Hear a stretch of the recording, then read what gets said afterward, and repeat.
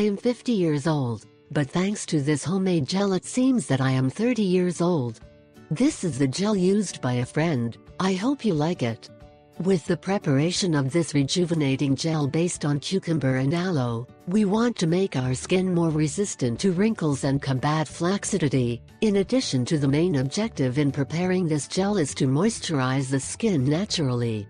With the cucumber we will be able to maintain that youthful appearance of the skin, and this thanks to the cucumber is rich in silica, which is an essential mineral to keep the corrective tissue resistant.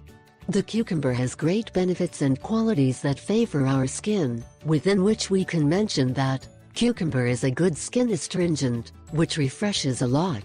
Because the cucumber is largely water, so it is excellent for moisturizing the skin, but it is good to point out that the cucumbers are organic since the nutrients that will help our skin are in the shell. In our daily beauty routine, the cucumber applied directly to the eyes cut into slices in both eyes will help reduce dark circles and swelling around the eyes.